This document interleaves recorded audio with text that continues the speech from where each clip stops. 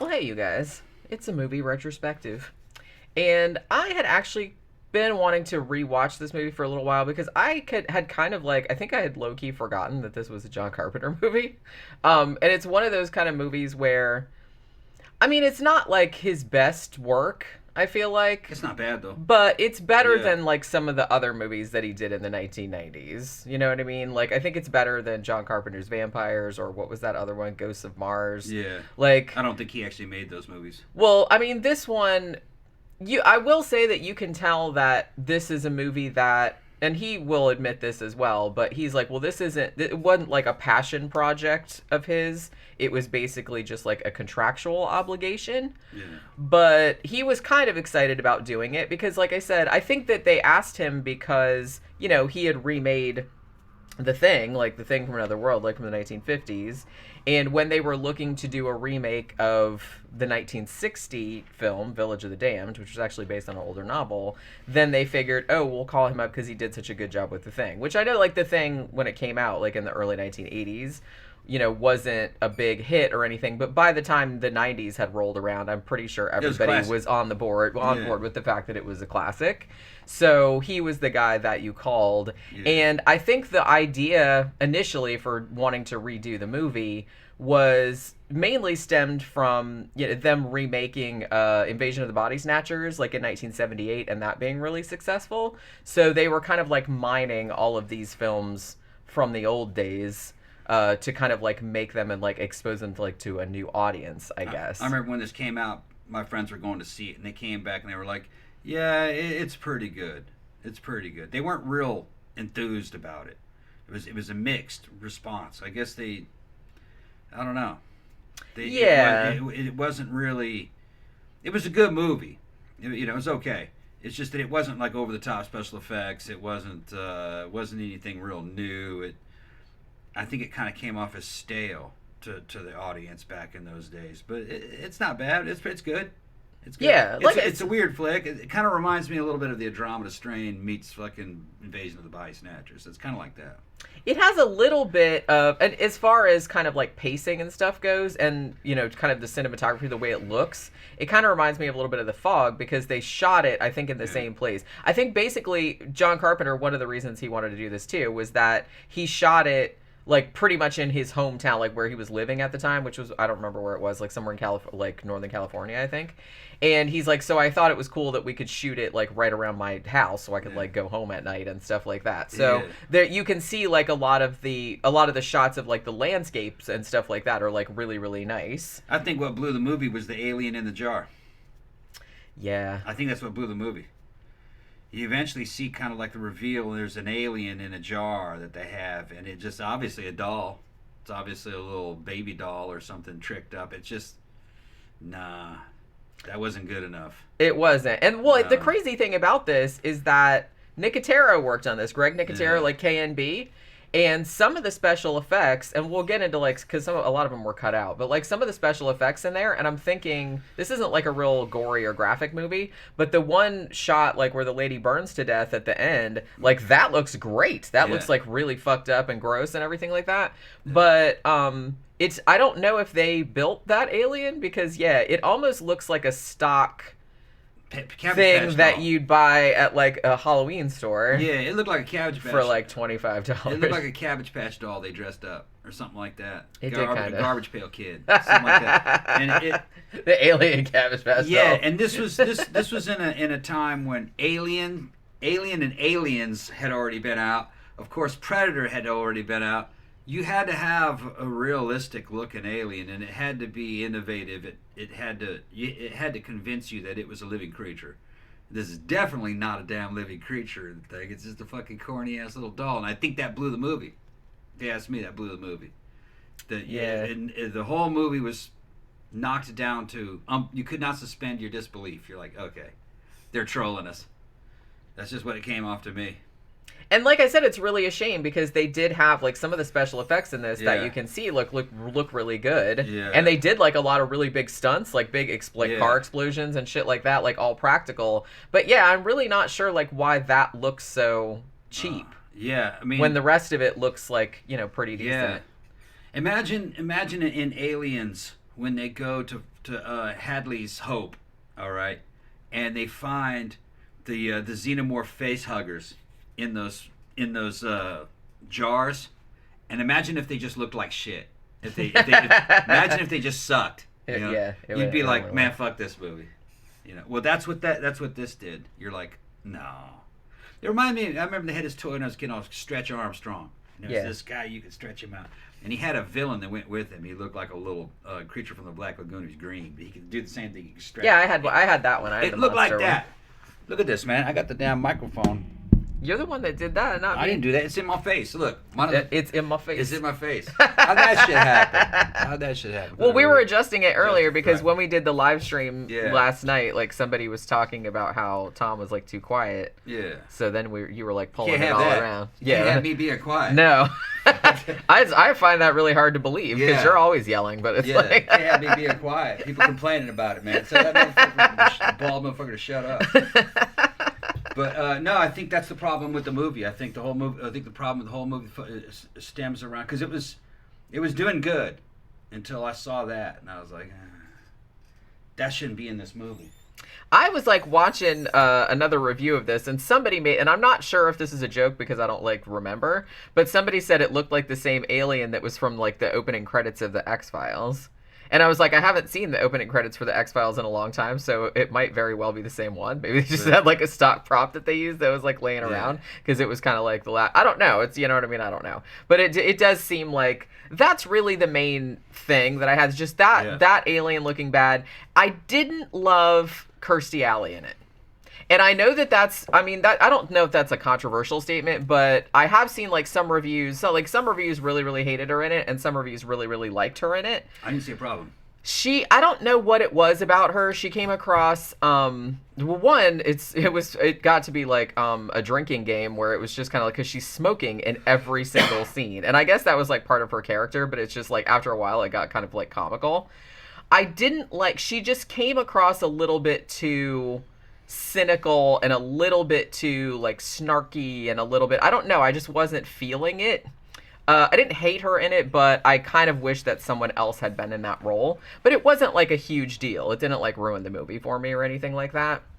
And to be honest, I think I had forgotten too, like what a big, again, it's kind of like an all-star cast, man. Like you had, Christopher Reeve, obviously, like most famously was in this. This was the last movie that he was in before his horse riding accident, like, before he, before his injuries. Accident. Yeah, that's like so shitty. Dude died thinking stem cells were going to save him back in those days. That's what I mean. And it's like just really sad. Everybody was fucked up about it. I mean, that was Superman.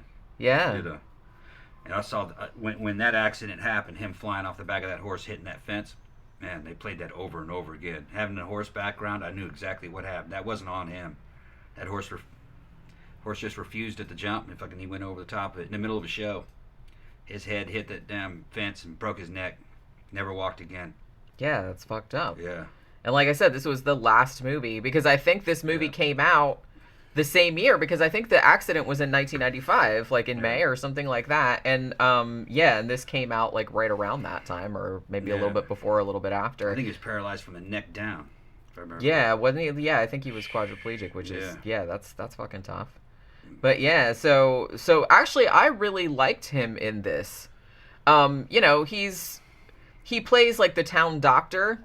And he's kind of like, this is kind of like an ensemble cast, but he's kind of like the main character, I feel like. Because he's the one that interacts with the kids the most, and he's, the one that's kind of like in everybody's business because he's the doctor. So I don't know. Okay, so I think most people know, but this was actually based on a 1957 novel by John Wyndham, who is the same guy who also wrote Day of the Triffids. He was a British author.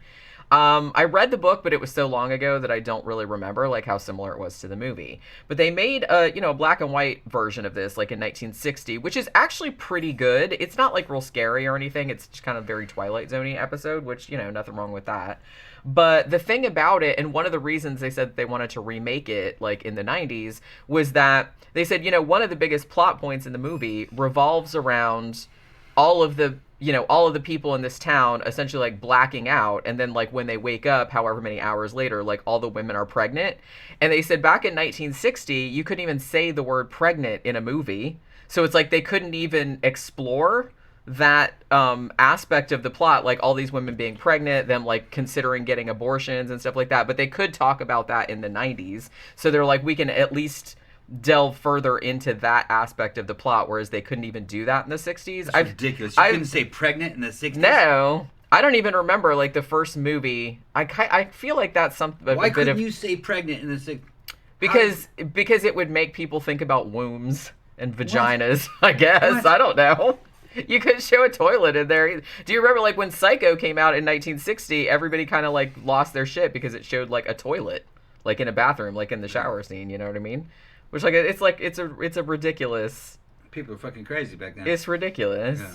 And like I said, like, everybody knows how pregnancy works, you know what I mean? So it's like, why... And you talk about animals getting pregnant, and that's just crazy. Yeah, so they had to have, like, all these euphemisms and stuff. So it's like the fact that they couldn't, I mean, you know, they couldn't even say the word pregnant. They couldn't say the word pregnant, but they could use a euphemism for it. Right. Like, I don't understand. I don't understand it either. But I'm just saying that it's like, so a very large aspect of the plot, like all of these women being implanted by essentially like an alien intelligence, all at the same time, they couldn't even really like explore that in the movie. I can't even remember, because I've seen the original movie too, but it's been a long time, so I don't even remember like how they explained that. Like, did they just kind of like talk around it? Because in this version, in the 1995 version, you know, they show all the women waking up and then like, you know, them getting told they're pregnant, and then some of them being like, how the fuck can I be pregnant? Because one of the younger girls was like a virgin, and like one of the women, like her husband was out of the country, and so he thought she was cheating on him and all this other kind of stuff. And so then, like, it's just kind of like, and then they kind of show them all being pregnant, and then, like, they jump ahead to them all giving birth, because they all give birth at the same time. So they have to, like, set up this big, like, converted barn so they can all, like, give birth in there, which I thought was kind of, like, funny. But, yeah, so after that happens, I mean, like I said, I kind of feel like most people know the story of this, but, like, all the kids are born, and then they spend a little bit of time with them, like, as they're kind of like babies or toddlers, kind of, and obviously they're all born at the same time, they all look the same, and they all come across like hyper intelligent, and then it kind of like jumps ahead several years, it looks like, because all the kids are, how old do they look? Probably like 7, 8, 9, something like that. Yeah, 9 or 10, maybe. Yeah, so they jump ahead like several years, and at that point, like, it's obvious that there's something like really weird about these kids, because they're all kind of like a hive mind, and they can also like read your thoughts, and they have mind powers, and they can like make you do things. Yeah. You know, they can talk you into shit, and so like if make you kill yourself. Yeah, so like if anybody threatens them, because like the one kid, well, like when she's a baby, the Christopher Reeve's wife, like the woman that's in like that plays his wife, when their daughter, whose name is Mara, who comes across like later as like the leader of the little children, I don't exactly know, because usually what happens is like if anybody threatens the kids or like says some sideways shit about the kids, then the kids, like, their eyes will start to grow, and they're like, oh no, and they're like, woo, like that, and then like the person's like, oh, I think I'd like to, like, you know, chop my head off with an axe or whatever it is.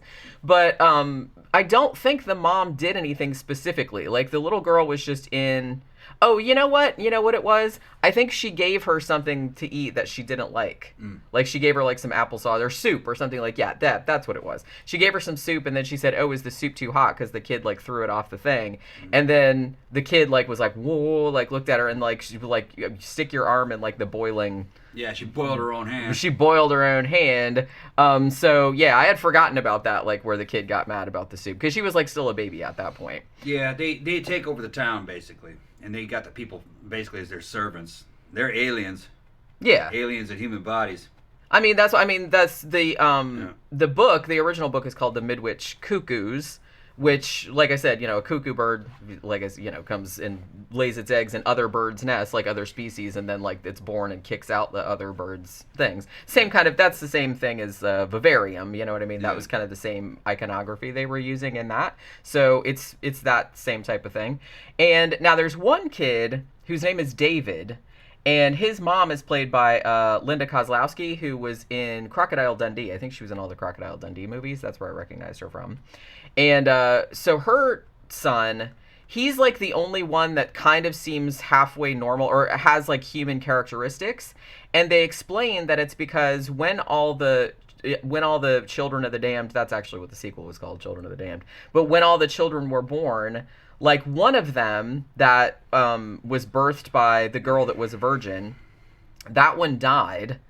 And that was the one that was supposed to be paired off with David, because that's another weird thing, is that all the kids have a counterpart. You know what I mean? So they all walk around in like little couples. And I guess the implication, they don't say this, but I guess the implication is that they can't be a complete being unless there's both of them. You know what I mean? So because David didn't have his counterpart because that baby died, then he is not like in the hive mind as much as the other ones, because he's still able to feel empathy, or he's still able to like understand, you know, when his mom like explains stuff to him, and he kind of feels bad about things, whereas the other kids are just like straight sociopaths. You know what I'm saying?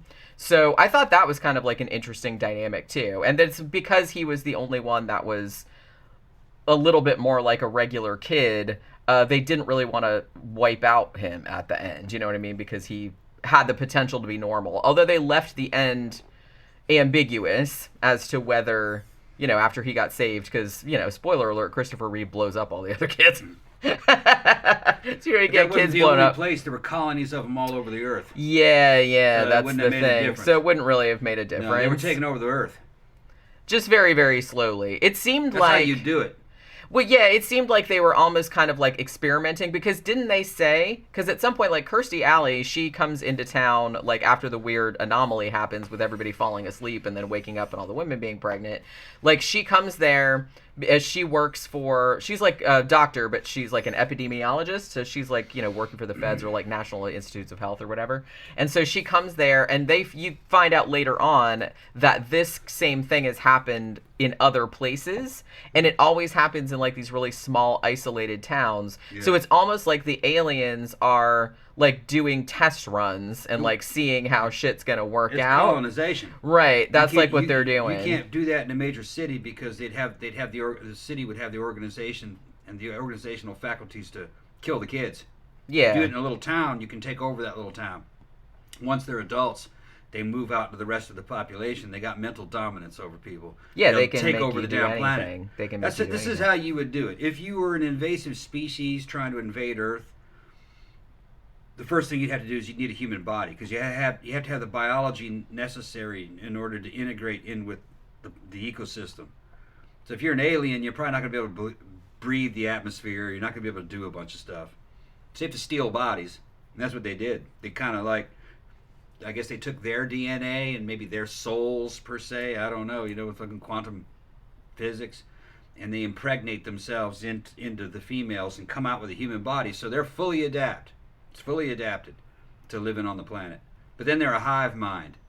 With that type of mental powers that they're shown having here, they'd easily take over the planet. The only thing that was wrong with them that I would say was not a good strategy is that they all have the same hair color.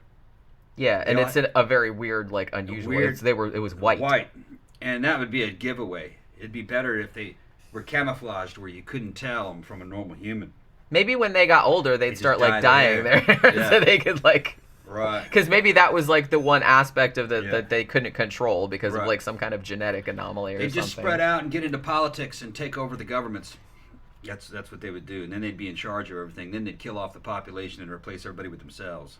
Because they knew what everybody was thinking. That's why it was so difficult for, you know, them to, because everybody just got, it was almost kind of like that Twilight Zone episode with the kid that could like wish people into the cornfield and like kind of knew what they were like that, and they were super powerful, and they could, all they had to do was know, it's like, hey, you're thinking about fucking us over, and then it's like, hey, put that shotgun in your mouth and like blow your, which is what happens to, Mark Hamill is in this, by the way, like playing a priest. It's not a huge role, but he's in it, and that's what they make him do, because he actually like goes rogue, and he's like, I'm gonna shoot these little motherfuckers. I mean, understandably, but they make him shoot his own head off. It makes sense why they got Carpenter to do this, because the Thing is the same situation. You got an invasive species and the Thing could have taken over the planet. That was it. If the Thing got out, that's a wrap. You couldn't fight that. That's what I said. I always say that's the scariest monster. Right. Like if that was real, we would be hosed. This would be similar.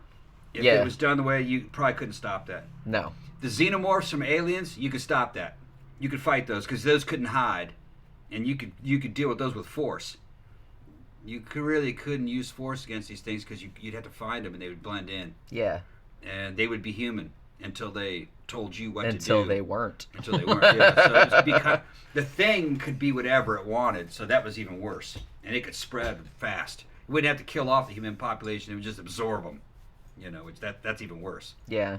Kind of like a biological version of the Borg from Star Trek.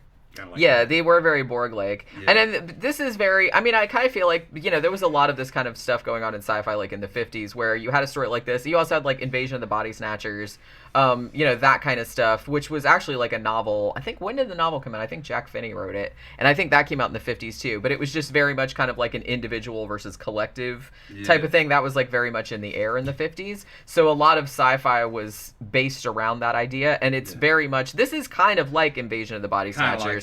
Except, they're not stealing bodies. They're making them from scratch. It's like they look like people, but they're born of people, but they're obviously not. Because there's one scene toward the end where the little girl, Mara, she's kind of like trying to use all of her like mental powers, and you for a second, like when her eyes like start glowing red and everything, you see like the alien underneath, like what she really looks like beneath. And it's not like a great effect, but it's weird because the way they did it, I saw like a clip of Greg Nicotero like talking about it, and they actually built like an alien head that like moved around and all this other stuff. And I guess that they shot it like moving the same way as the little girl's face, and then they superimposed it over and like did a negative so it would like looked red. It looks kind of cool, but I mean it looks very 90s, so it's like a little bit cheesy. Now, the little baby alien that they had in the jar, what was that supposed to represent? Was that like a new queen? That was the baby that had died. Okay. That Kirstie Alley stole. Because remember when all the babies were being born at the beginning? Okay. Like Kirstie Alley like grabbed the one virgin girl's baby and said, "Oh, it's stillborn," and then she ran out and stuck it in her truck. Okay, so it was a stillborn baby. So it was a stillborn baby. So she didn't want anybody to see it. She was like really sneaky. So she took it back to the lab, and I guess they'd been experimenting on it all this time. But that's what that was. If they were going to show that stillborn baby, it shouldn't have looked anything like what they showed. It shouldn't have looked like that. I mean, they could have like shot it. They could have shot it in the dark. They could have shot it from the back. They could have. I mean, even if they were forced to use that special effect, there's ways they could have lit it or something like that where it would have looked better. I would have made it look like a curled up baby grasshopper or something. You know what I mean? Something that's just not human at all. Like something that was turned into a human shape eventually, but crossed between a human and a. You know how you see those like big old water bugs sometimes floating in the damn jars of formaldehyde you see at school? Something like that. That's what it should have looked like. I'd have just got a damn water bug and put it in there. That's the thing though, but it's like here's what I didn't get, unless I totally missed this. I assumed, and I just said this like, very authoritatively, and I could be totally wrong. I thought that alien baby in the jar, like I said, was the baby that had died that Kirstie Alley stole. But the thing about it was that if the babies all looked like that, because she said it was dead. Now, I don't know if they are implying that the baby wasn't dead, that she took it and it was still alive. She's like, "Oh, sorry, your baby's dead." And then she took it and then she kept it alive for a little while until it started looking like an alien. But see, there was like tons and tons of other doctors and people and shit like that there when all the other babies were born. Notice that gesture. Yeah, they didn't look like that. And they didn't look like that. Like they presumably looked normal because, they did look normal because they showed them putting the babies on and they looked like normal human babies. Right. So maybe I just figured this out like right this second, because I did think that Kirstie Alley, that's not her character's name obviously, but it's Kirstie Alley. I did think that Kirstie Alley was being like super shifty, like the way she pulled it out the girl's vag and she's like, "Oh, I'm sorry, it's stillborn," and I was like, that bitch lying, that baby's not dead. So, and then she like runs out to the fence, like stuffs it in the car, and I was just kind of like, did she lie about it being dead? But then like later on when they, at the very end, you see that the crappy looking alien baby in the jar, and I was like, oh, maybe it was dead. But now that I'm thinking about it, I'm like, well, it must have been alive. It must have been alive, and she must have kept it alive for some time. And when it died, it transformed into that? Or as it grew. Because like I said, it had been a long time. Like she took the babies, and then like back in Midwich in the town, it had been like 9 or 10 years because the kids were grown. Unless they grew super fast, but nobody said anything about that. I think it was a fuck up. Maybe. That's what it was. They didn't think it through. If it was born like all the rest of them and that was born stillborn. Well, maybe it was stillborn, it was fucked up. Because it still looked like an alien instead of a human. It was a mistake. It was a mistake. Okay, maybe that. That's Okay, what it was. All right, fair enough. It's the only way that could have been. That was it. Like but that. if that was a baby, that was a big ass baby. That it was stillborn and it didn't work, whatever it was, and you could see that it didn't take. You could see that it was an alien. You could see that it was an alien. All right, that makes more sense. Now that you mentioned yeah, that. that's probably the only thing that it could have been. Okay, plot hole averted. Yeah. I was kind of worried about it, but it didn't look good enough. It didn't. Like I said, if you were gonna show it, show like the revelation. Oh my God, they're aliens. Even though you already knew that it was aliens. It looked better as if it was a damn mass of tentacles. You just make the thing out of a real octopus. That would have looked great. Yeah, they could have just went to a lab and used a squid or something. And made it and had that floating in there. That would have looked a lot better. Although maybe then it wouldn't have been as obvious that it was supposed to be the baby. It would have had to be human-y. Well, you had to put that alien face on it, or put human body parts like little baby arms coming out of it. It's got tentacles out the bottom. Tentacles and little baby arms. We would have come up if I was on that movie. We would have come up with something. I'm just curious to know if Nicotero and his team did that, because they usually do amazing work. And honestly, the other effects in this that you can see, I think Nicotero was really disappointed, because the bit of the interview with him that I saw was we did all these really cool effects. There's a scene toward the end, again, spoiler alert, where Kirstie Alley, they basically make her autopsy herself, right? She sticks the scalpel in her stomach and pulls it up, and it's all implied, they don't show it. And I got the sense that they actually did do the gruesome effects for that, but it all got cut out, which is dumb, because this was a Universal film, and they knew that it was gonna be an R rating, but then it seemed like they cut out a lot of the gruesome special effects, because this movie is not. Maybe there's a director's cut. Maybe not. Not that I know of. I was watching a couple. I watched a review earlier of somebody that had got the Blu-ray. Yeah. And they didn't mention that there was a director's cut on it. Like I said, I don't think that John Carpenter, because this wasn't a passion project of his, it was just a contractual thing. He doesn't hate this movie. He's he was just kind of well, it didn't work out the way he wanted, or blah blah blah, and they cut a lot of it out. And him and Christopher Reeve, I think they kind of butted heads a little bit on the set as well, even though I think it worked out later in the end. But I think it didn't come out quite the way he wanted, so he was just fuck it. Because it wasn't really his movie. But I don't know. I think he's a little more charitable toward it nowadays. But it does seem like a lot of it was cut out. You know what I mean? A lot of the gross stuff. It's violent in the sense that people die in horrible ways. But a lot of it is not shown, or it's just implied. So it seemed like a lot of it was trimmed out. That it was a lot grosser or more graphic, and it got kind of cut up a little bit. I just got that sense from it, and that's just from listening to Greg Nicotero talk about it, and listening to the woman that played Christopher Reeve's wife in it. She's when we saw the movie, she's where is it? Because a lot of it got cut out. So I guess a lot of it did get cut out. I'm not really sure why. Fucking sucks. It was probably great. Yeah. Yeah. It's got to be out there. Maybe they'll re-release it or something with the shit that they cut out. Somebody's got to have the footage. Yeah, you would think. It's probably out there. You would think. I'm sure some studio probably has it.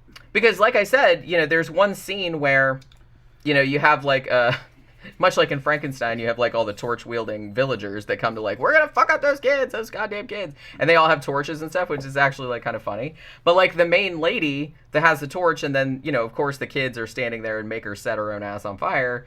And then, they show her burned up corpse, at the end, and that looks fantastic. That looks, really grotesque. And they did a really good job. It looks really realistic. And so I kind of feel I would have liked to have seen more of that. I would have liked this to be, more gruesome. Because, like I said, a lot of people... Holy shit, that one scene toward the end where, the cops come there, and then the kids, make all the cops turn on each other, and there's, a huge... This is huge clusterfuck where all these cops are hitting each other's cars, the cars are blowing up, they're fucking blowing each other away, and all this other kind of stuff. And I just kind of feel they should have done more of that, I feel like. I've got a feeling that this movie might grow on you if you've watched it a couple times. Yeah, I think so too. I think so too. I've seen it a couple times. This is probably the third time I've seen it, although I haven't seen it. Last time I saw it was a really long time ago. This was the first time I've seen it. I saw little bits of it over the years, and it never really never really could keep my attention. I was probably doing other things. I think I was in the Army when this came out. What year did this come out? 95. Yeah, no, I'd been out of the Army. So, but I remember seeing bits of it. Parts of it I recognized, but I'd never seen it. I'd never seen it completely. Yeah. And even watching it this time, I had to step out a couple minutes and get back in because I had shit I had to do downstairs. But I'd like to see it again. It's a good movie. I'm gonna say I want to say it's not a bad movie, but that's actually not doing it justice. It's a good movie. It's worth watching. It's a good movie. It's not perfect, but no movie really is. I want to see it again. It was reminded me of a cross between the Andromeda Strain and Invasion of the Body Snatchers, and a little bit like The Thing, kinda, but mostly Invasion of the Body Snatchers. But it kind of felt like a disaster flick in the beginning of it. They're finding all these sleeping people everywhere, and they're finding the boundaries of it, that it's not gas, it must be some kind of an energy field that's doing this. I thought that was fucking interesting. I really liked that build-up. I think the build-up is better than the reveal, because you already know it's aliens, you already kind of know what's gonna. So like the build-up and the mystery around that, I think, is like the best part. Building up the mystery of what the hell's happening, and that part kind of reminded me of the Andromeda Strain. Yeah, where you're not really sure exactly what's happening. You know it has something to do with aliens, but everyone's just laying around and like this, and then suddenly everybody gets up and they're fine. Well, except for that one guy that fell on the grill and got burned to death. Then it starts becoming kind of like starts becoming a little bit like Invasion of the Body Snatchers, and kind of like a plague movie in a way. And then it's an alien invasion movie. You know, it's pretty good. It's pretty good. I want to see it again. They're invading our wombs. Yeah. Damn it. Yeah.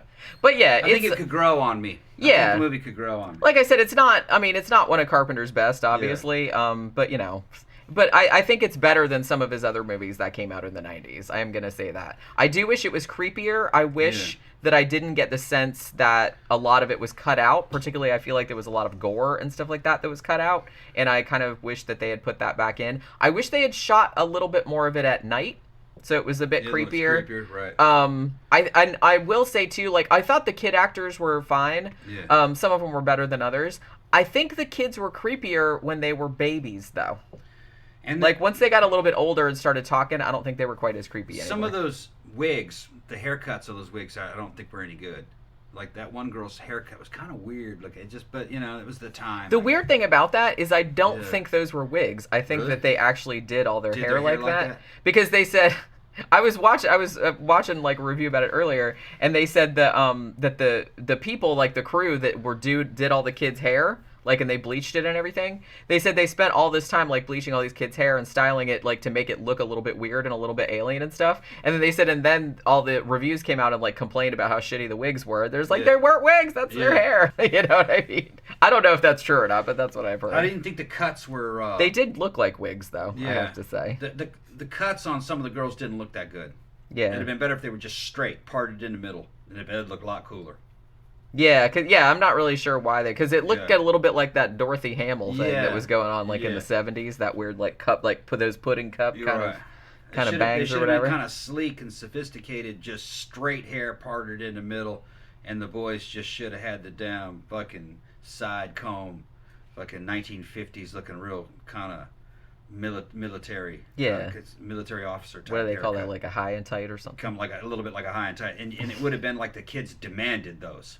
You know what I mean? Yeah, like we all have to have the same. They all had to have the same haircut, and it's the girls all the same, the boys all the same. And I think it would have looked better. Like with the girls just kind of like straight, like parted in the middle, like this hair. Yeah. Because it would look like no fuss. You're right. You know what I mean? And it wouldn't like draw attention to it. And if their hair was born perfectly straight anyway, you didn't have to do anything to it except cut the end. Yeah. And it was fucking platinum, white, albino colored, And that's the way it came, and that's how they rolled, and that you weren't messing with their hair. And then the boys were all ready for combat. And that would have made a lot more sense to me, that they were an alien unit, basically, an alien invasion unit. Yeah. Because they would go around, like, in pairs, like in little... Like they were a little military unit. Like a little military unit. They always went everywhere together. Yeah. You know what I mean? And I think that's a good idea. A lot more sense. That's a good idea, actually. Yeah. This could be remade. Yeah. You could make this actually like pretty creepy, because creepy kids are always creepy. But you'd really need, like you said, you'd really need some creepy ass children. And you could put it into modern day, Yeah. The internet and cell phones and everything, and it makes sense because they just dominate you through a damn cell phone or the internet. Yeah, that's another thing. They could actually like make videos and like get like everybody that watched it. They could get them to do like all kind of shit too. Right, and that they were going, and that so they it were would be much faster. Take over, controlling governments and controlling corporations and shit like that, and expanding their power that way, taking over. Fucking Elon Musk and all the other oligarchs, and they're under their control. You know what I mean? And that would be a lot. It'd be like something out of Black Mirror. And then you'd have people trying to resist that. Yeah, you hear that, you guys? That'd be a good idea. That's how I would do Village of the Damned. And they would grow to adulthood or early adulthood, and because actually they had the power that as soon as they're teenagers they'd be able to fucking take over, because they were damn near taking over when they were about 10. Yeah. So well, yeah, because like I said, they were smarter and they could read all your thoughts. Yeah. The only way, although I will say the only way to defeat them, and this was the same as the original movie, is that Christopher Reeve figured out that if you thought of something that was like all-encompassing, like an ocean or like a brick wall or something like that, it was much harder for them to like penetrate. So you'd have to like learn how to like block them from reading your thoughts. You could make a good story, because then you'd have resistance units of humans that learn to resist them, walling off their thoughts, playing cards in their heads, anything to kind of throw them off, and assassinating them. That'd make a great movie. That'd make a great series. It would, actually. Yeah. And I was watching another review earlier where they said that maybe that this would probably have been a better series because, like, in the vein of Stephen King, because it's such an ensemble and it's set in one town, even though it's a small town, it's like it would have been cool if you'd have been able to spend more time with the people in the town. And also you could follow it through, because like I said, you have the thing at the beginning where everybody falls asleep and they get pregnant. Then it kind of jumps ahead to the women giving birth, and then it's like there's kind of a short period of time where they're like babies or toddlers, and then it jumps ahead like 9 years or whatever it is when the kids are like kind of partway grown. So it would be cool if you could just kind of like follow shit, because I found myself thinking, like, once they jumped ahead like to the kids being older, I was like, well, what was going on all that time that we didn't see? You know what I mean? Well, what you could do is you can make this like a series off one of the streaming services, and it would be kind of like the series V. Remember the old 80s series V, where a bunch of lizard people in skin suits subtly kind of in public take over the planet, but they seem friendly at first. They take over all the governments and the corporate. You do it like that, but it's Village of the Damned. And it starts with their kids and the village thing, and then eventually they're growing older, and then they're taking over, and they're linking up. All the fucking colonies all over the planet are linking up with each other. You got scientists that understand, we've been fucking impregnated with alien DNA, and all like it would be badass. I mean, shit, you could do, that's 3 seasons right there. Yeah.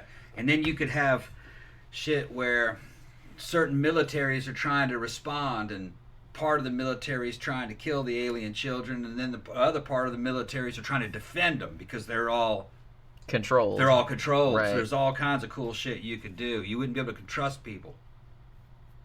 Yeah, see, it would be a great idea. Like I said, this definitely needs, because the story behind it is, it's such a great premise. Yeah. But it really needs like a lot more room to expand. Yeah. Like maybe just than one movie. And then you could have some of the alien kids in the hive mind. Some of them are rebels and don't really agree with what's happening.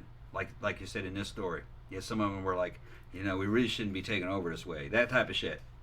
Yeah, have some, like I said, just like in this one, like if, because obviously something's going to go wrong somewhere. So if their partner dies, like in childbirth, then they'll be like kind of like not as integrated as the other aliens, and they'll be more sympathetic to the humans. Yes, there's more than one faction of aliens. Right. That'd be cool too, because if you didn't have some of those aliens helping the humans would get defeated. We'd be fucked. So you'd need a way to where some of the aliens are supporting the human endeavors for to stay independent or whatever. But no, I could make a great series, especially if I had some other people writing with us. We could come up with some crazy shit. Be good. Yeah, like I said, and you could use John Wyndham's novel and like kind of make nods to the movies. But call it Planet of the Damned. Not Village of the Damned, Planet of the Damned. That's what I'd call that shit. You'd have a Mega Man thrown in there and everything. Like I said, you could have like Yeah. through the first season could just be about, you know, everybody passing out and the Yeah. pregnancies. You could follow the pregnancies. You could do a whole season just about Yeah. that. And then you could have like the babies born at the end of Yeah. the first season. And then the second one, you have the kids kind of like getting like being toddlers and getting older and have them like infiltrating like just this town. Yeah. And then like as the series went on, like it gets bigger and bigger and like starts Yeah. kind of like exacerbating, We do- metastasizing. cross between like V and The Walking Dead. Yeah. I'd Or- watch that. Or you know what's it called? Planet Z. No, it was the one where what was that? Where the zombies were taking over the fucking planet. Something Z. World War Z. World War Z. Kind of like that. Village of the Damned. World War Z all together. Because you'd have some of the humans would be fucking hijacked. They'd be fighting you. It'd be good if you did it right. Yeah, I can picture it. I can picture it. Yeah. I think it would be good. But, you know, we'll see. I'm Yeah. sure they'll get around to it one of these days. Because it sounds like the same kind of stuff that people are making, Yeah. you know, that people are, like, really into nowadays. So I do feel Might like be able to come up with something like that, not even need the licensing, just all of fucking an original thing. I call it. Yeah, I mean, as long as Planet you of the changed Damned. it enough. Yeah, don't call it Village of the Damned, call it Planet of the Damned, and change certain things about it, and it's not quite the same story. It's happening in a different town. It's a different group of people. Different shit happens, you know. But it's in that same universe. You just kind of don't say that. It's just allude to that it's in that same universe. The original Village of the Damned from 1960, I'm pretty sure it had at least one sequel, because I think the sequel was called Children of the Damned, which I think I've seen that too, but I can't really remember what happened in it. That explains fucking that Iron Maiden song, Children of the Damned. Yeah. Yeah, that's probably what they're talking about. That's what it was. But it's like, I'm not sure what happened in the sequel because, you know, maybe it was about that one kid that they said, oh, he's kind of like, he seems like he's okay, so we're going to save him. Because like I said, at the end of this movie, like Christopher Reeve, like puts the brick wall in his mind and then blows up all the other kids. Yeah. Along with himself, which I was like, well, did he really have to do that though? I mean, he could have just put the bomb like on the outside of the barn and then come in and said, hey, you guys, like, why don't you just like sit here in this classroom here for a little while and I'm just going to pop out to the car and then blam. Like, he didn't have to sacrifice himself, I would imagine. Look at Boogie. What she's doing? No, it doesn't. What's she doing? She crashed out. Oh, Aw, she heard you she- move into your room. So she crashed out inside her pile of toys. She's got in her toy pile and she's like, Well, I guess that's about all I can say about this, huh? yeah. All right. So yeah, like I said, if you're into John Carpenter, it's worth watching. It's better than some of his other stuff, but Yeah. I feel like it got shit on quite a bit, and it was a horrible financial failure It's at the upper time. middle tier for But, you know, it's definitely worth watching. Yeah. I mean, there was a lot of stuff that I actually really liked about it. I just kind of wish that it hadn't been, you know, it seems like it's got cut up a little bit, which is a shame, because it was probably like some good effects work and shit like that. But yeah, that'll do it for this movie retrospective. We'll see you guys again on the next one. Bye.